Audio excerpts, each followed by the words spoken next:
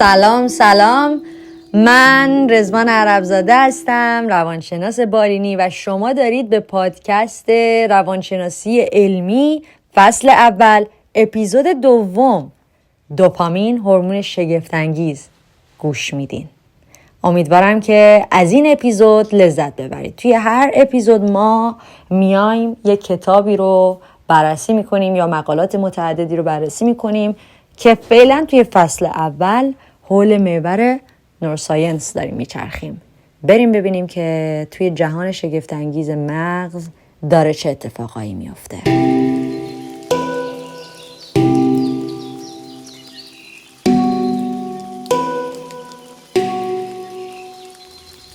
قبل از این که بخوام یک کمی در مورد دوپامین باهاتون گپ و گفتگویی داشته باشم، بد نیست که یک کمی هم به سازوکار مغز آشنایی داشته باشیم. برای کسایی که خیلی شناخت عمیقی نداشته باشن خوبه که بدونیم که مغز ما دو نوع حالا گیرنده فرستنده‌ای که داره، این نورون ها از آکسون و دندریت تشکیل شدن مثل یک گره طناب، یعنی یک طنابی که سرش گره داشته باشه و یک جسم سلولی دارن، یا حالا سوما بهش گفته میشه.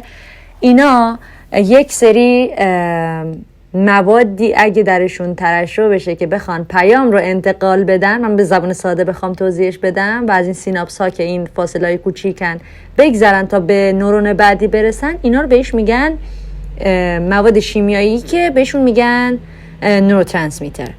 حالا دوپامین که میخوایم صحبت کنیم هم یک نوع نوروترانسمیتره. حالا ما دو نوع انتقال حالا پیام توی مغزمون انجام میشه از طریق این نورون ها.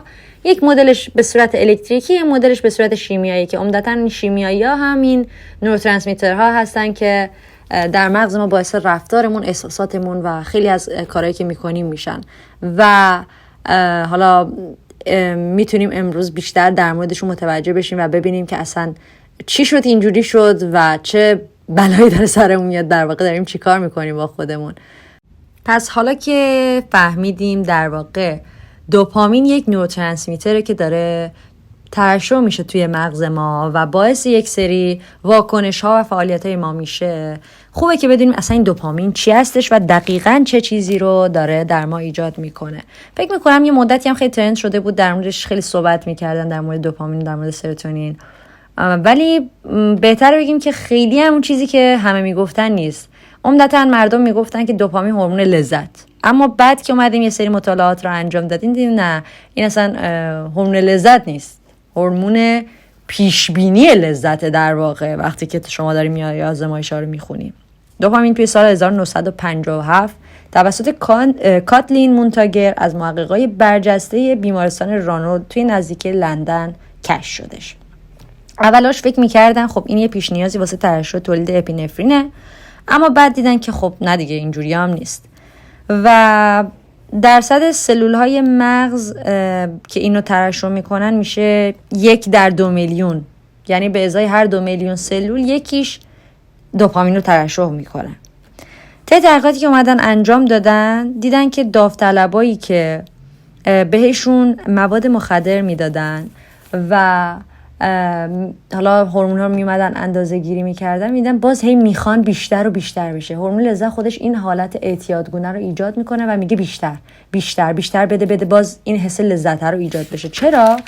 چون این باعث میشد که به اون حالت ارضا نرسن، فقط به اون حالت پیشبینی خوشایند برسن و این عصبیشون میکرد. توی موشا هم که اومدن این آزمایش رو انجام دادن دقیقاً همین بلا سرشون اومده بود. با اینکه اومده بودن فقط کاری کرده بودن که فقط دوپامین مغزشون تحریک بشه، حتی زمانی که دیگه لذتی نمیبردن از اون کار، خسته شده بودن، عصبی شده بودن، باز کاری میکردن که اون هورمون ترشح بشه، یعنی باز غذا میخوردن، انقدر غذا میخوردن که دیگه حالشون به هم بخوره، ولی باز ادامه میدادن، چون که دوپامین رو اومده بودن تو مغزشون دستکاری کرده بودن و قطع نمیشد توی مغزشون، و وقتی قطع نمیشد نمیتونستن از این کار دست بکشن. فکر کنم تو اسکرول کردن اینستاگرام هم خیلی بی تاثیر نباشه این قضیه، و ما وقتی هی دوپامین چیپ دوپامین داره در واقع بهمون میرسه سعی میکنیم ادامه بدیم و این روند اونقدر هیجان انگیزه، چیزی که پیش بینی آینده است، این دیدار تازه است، هی دوست داریم که ادامهش بدیم. که البته توی انسان ها هم همین اتفاق خیلی میتونه برای ما خوشایند و لذت بخش باشه. دیدن پیام ها، دیدارای تازه، اینا برای ما اون حس شیفتگی، حس دیدن جدید رو میده و ما اصلا شیفته حس میشیم. شیفته حسی که برای بار اول یا حالا برای بارهای اول اتفاقا میفته و به مرور تبدیل میشه به روزمرگی و جذابیت خودش رو از دست میده. یه آزمایش دیگه اومدن با موشا انجام دادن که ببینن حالا ترشح هورمون دوپامین تو مغز اینا چه جوریه. اومدن که از آسمون براشون هی گله غذا پرت میکردن. اولاش خیلی تون این دوپامین ترشح میشد، کیف میکردن چون نمیدونستن، چون داره رندوم همینجور از آسمون گله غذا براشون میری، خیلی حس اشغال میکردن، خیلی دوپامین ترشح میشد. ولی بعدش که اومدن داستان رو عوض کردن، یعنی هر 5 دقیقه یه بار اومدن غذا رو انداختن، دیگه دیدن که دیگه اینا اصلا اون حالت ذوق زدگی براشون اتفاق نمیفته، چون که دیگه قشنگ میدونن که هر فلان مدت قراره که این غذای بیاد، انگار منتظرن براش و اون حالت کارمندی رو براش میده، اون هیجان رو دیگه براش نمیده و دیگه اون هیجان انگیزیش کم میشه، غیر منتظر بودنش کم میشه و توی انسان هم دقیقا همینطوره.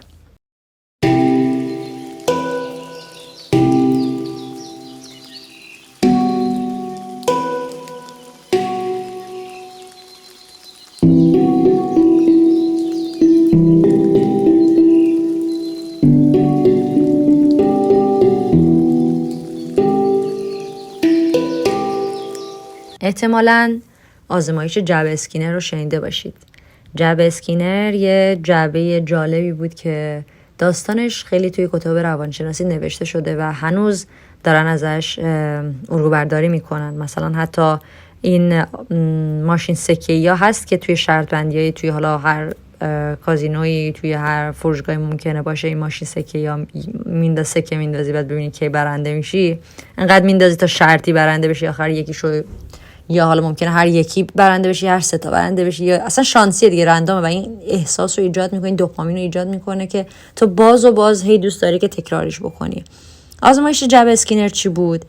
یه کبوتری رو گذاشت و یه اهرمی رو اونجا که به ازای هر بار اهرم رو که فشار میداد بهش غذا میرسید. بعد از اون گذاشت هر 10 بار که فشار بده، بعد از هر 10مین بار غذا گیرش بیاد. خب چیز عجیب غریبی پیش نیومد، هیچ هیجانی از خودش نشون نمیداد این کبوتر و همینجور تون رندوم میزد، بعد از 10 تا می آورد دیگه، نه میشمرد نه چیزی و چیز جالبی براش نداشت. ولی وقتی که اومد اسکینر این الگو رو متفاوت کرد و گذاشت که تصادفی این اتفاق بیفته، به صورت رندوم پاداش گیرش بیاد، هیجان اون کبوتر چندین برابر شد و تون میزد تا خیلی سریعتر به حال به اون پاداشه برسه. یعنی حتی الگوی شرطی کازینوها، نمیدونم اکثر رسانه ها از جمله حالا سوشال مدیا، هر کدومش رو که بخوای بگردی، همشون از برپایه این هورمون دوپامین یا لذت اومدن ساخته شدن. یه آزمایش دیگه که روی میمونا اومدن انجامش دادن، اینو اومدن توی 2 تا اتاق یا 2 تا جعبه 2 تا لامپ گذاشتن و 2 تا ظرف غذا. هر اتاقی که لامپش روشن میشد غذا میرفت تو ظرف غذای اتاق بغلیه. یعنی اتاقی که خاموش بود غذا توش بود، اتاقی که روشن بود غذا توش نبود. در نتیجه میمونا اولاش الگو رو نگرفته بودن، به محضی که غذا در 2 تا ظرف رو باز می‌کردن، هر کجا غذا رو دیده بودن اون موقع دوپامین ترشح می‌شد. ولی وقتی اومدن به ازای دیگه الگوش اومد دستشون دیگه، نور رو که می‌دیدن قشنگ اون هورمون دوپامین توی مغزشون که برای لذتش بود ترشح می‌شد.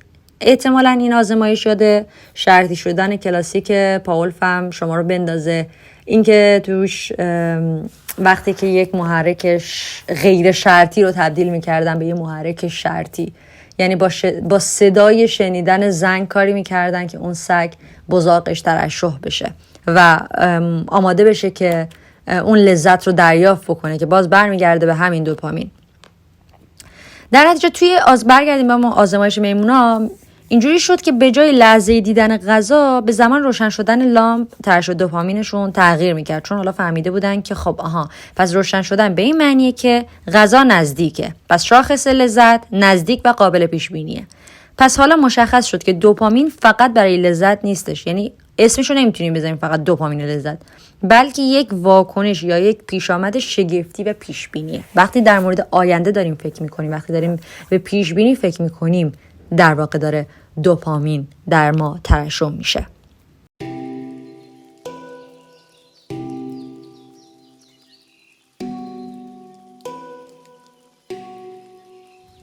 توی ما آدما مثلا وقتی که یک نشونه ای از یک پیامی میبینیم، مثلا اون صدا جینگی که میاد یا حالا یک نوتیفیکیشنی که میاد، اون هیجانه رو بر ما ایجاد میکنه، مخصوصا اگه از طرف یک فردی باشه که خب خیلی وقت پیام نداده باشه، خب چه اتفاقی افتاده که این الان پیام داده، یا از طرف فردی باشه که تازه باش آشنا شدیم، یا وقتی با یه فردی ملاقات میکنی که جذابه یا چیزایی که هنوز برامون سوالن و هیجان انگیزن، باعث ترشح این هورمون میشن. ولی وقتی که تکرار میشن، این تازگیشون دیگه برای ما از بین میره و هیجان رابطه انگار داره رنگ میبازه، انگار دچار روزمرگی میشه. اینجایی که ما میتونیم بگیم که ترشح دوپامین دیگه اینجا داره کم میشه، چون اساساً هورمون دوپامین خودش یک لذت کوتاه مدتی رو به ما میده و حالا دیگه تازه اینا دوپامینای خوبش بخوایم بگیم، من بازم همینه دیگه، چیپ دوپامین که میشه از سوشال مدیا میگیرین که اون که دیگه داغون، اصلا مغزو داغون میکنه. من کم جلوتر شاید در موردشون صحبت بکنم.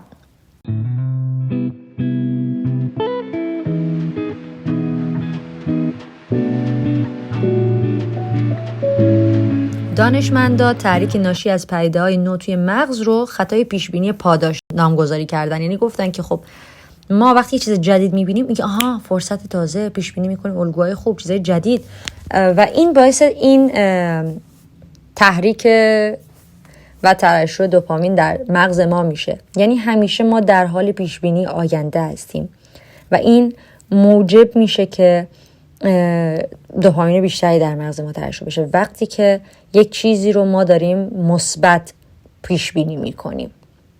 و البته ربطی هم به این نداره که چیز بیشتری باشه یا بزرگتری باشه، فقط باید غیر منتظره و خوب باشه و اتفاقا اون پیش بینی هم داشته باشیم. وقتی یک چیزی رو ما براش از قبل برنامه بریزیم، آماده باشیم که آها بالاخره این اتفاق خوب میخواد بیفته، از قبلش اون حس لذت رو خواهیم داشت بیشتر، نه اینکه ندونیم که میخواد اتفاق بیفته و این لذت طولانی مدت تر میشه در ما. اما متاسفانه این ور تاریک قضیه اینه که بعد از یه مدت همه چیز تاریک میشه، روزمره میشه و وقتی میرسیم دیگه اونقدر مطلوب نیست، اونقدر هیجان زدمون نمیکنه، بلکه در واقع دل زدمون میکنه. ولی مشکل از اون چیزه نیست، اون همونه، کماکان همونه، ولی ما دیگه پیشبینی و انتظاراتمون تغییر کرده. همه چیز اولش خیلی بی‌نظیر و بی‌نقص به نظر میاد، ولی بعد از یه مدت کوتاه رنگ میبازه این هیجانی که داشتیم.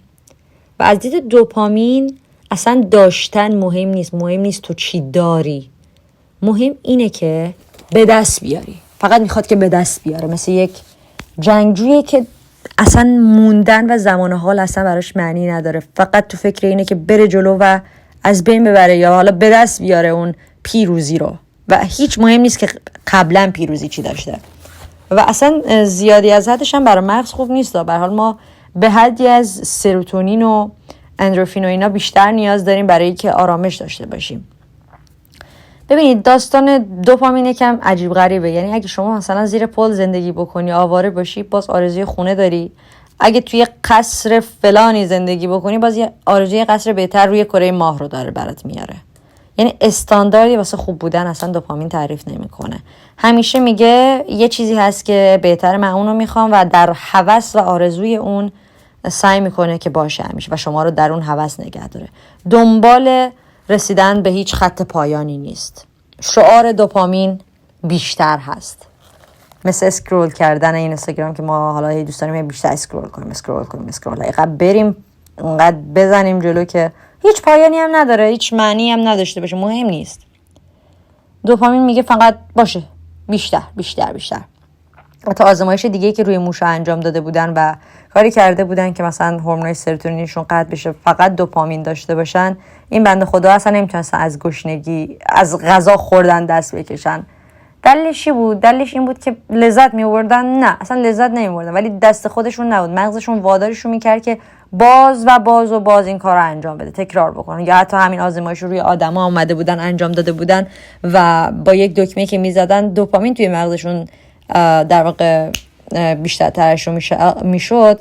اینقدر اون دکمه رو زدن که دیگه می‌خواستن بمیرن. برای چی؟ چون که به اون حالت اورگاسم اونا رو نمیرسون، فقط به اون حالت قبلش میرسون، به اون حالت رضایت خاطر نمیرسون، ارضا نمیکرد، فقط انگار قبلش میگم پس کی میخواد اون شگفت انگیز بودن واقعیه رو من تجربه بکنم و باعث میشه که اینقدر بزنی و اینقدر دوپامین رو ترشح بکنی که به هیچی هم نرسی. اما دوپامین در واقع داره ما رو گولمون میزنه و بهتره بدونیم که بیشتر از این که هورمون لذت باشه، هورمون پیشبینی لذته و کاملا حواسش به آینده است و اصلا کاری نداره که توی حال چی داری، مهم اینه که تو آینده چی میتونی داشته باشی. این ربطش به اینه. اما نوروترانسمیترهایی مثل یالا هورمونایی مثل سروتونین و اکسیتوسین و اندورفین، اینا مربوط به زمان حالن، برمیگردن به لذتی که در زمان حال داریم و کسایی که مثلا میتونن سروتونین بیشتری ترشح کنن، داشته باشن و بیشتر در زمان حال باشن، راضین. یعنی آلردی چیز نیاز نیست که توی اینا تغییر بکنه یا هیچ چیز خاصی بخوان بیشتر به دست بیارن، بجنگن واسه چیز بیشتری. در نهایت از این جایی که اصلا لذت میبرن. و ما سروتونین رو میتونیم توی مدیتیشن داشته باشیم، توی دیدن نور خورشید، توی یک روز گرم آفتابی، توی یک ساحل زیبا داشته باشیم. اینا باعث میشن که ما اون آرامشه، اون سروتونین رو داشته باشیم. اما دوپامین مولکول آرزوهای وسواسگونه است و برعکس وازوپرسین و اکسیتوسین و سروتونین آروم قرار نمیذاره واسه ما.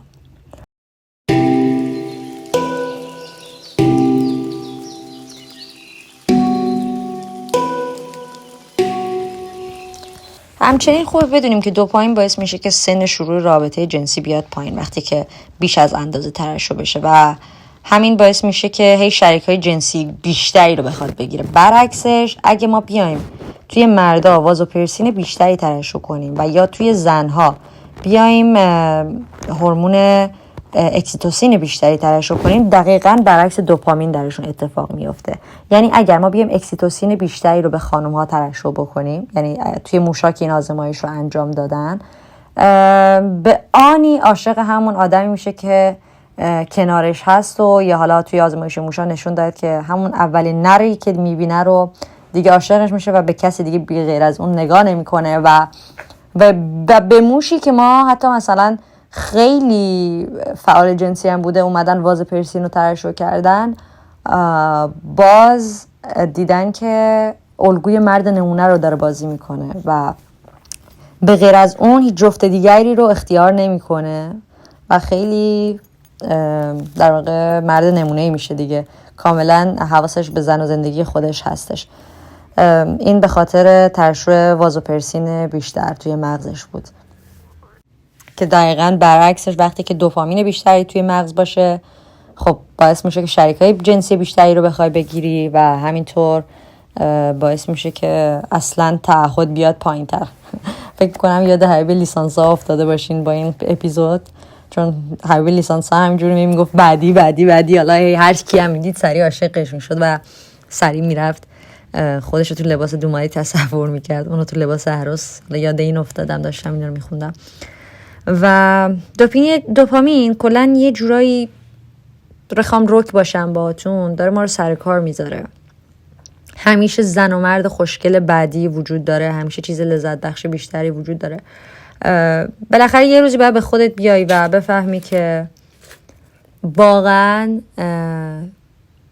دوپامین قرار نیست که دست از سرت باشه، همیشه داره دنبال پیشبینی یک چیز هیجان انگیز بیشتری. دوباره داستان همون قضیه تکرار میشه، بعد از یه مدت همه چیز به روزمره تبدیل میشه و تمام. دوباره باید از اول شروع کنی با یه آدم دیگه و این سیکل معیوب از زندگی آدم رو میندازه. ولی خب اگه بخوایم هورمونی برای رابطه دراز مدت باشه، همون وازوپرسین و اکسیتوسین هستش که اگه در دراز مدت ما بخوایم جذب کسی باشیم، در مردها وازوپرسین و توی زنها اکسیتوسین بیشتر باعث میشه که رابطهشون در دراز مدت باز همچنان لذت، عشق و هیجانش رو حفظ بکنه.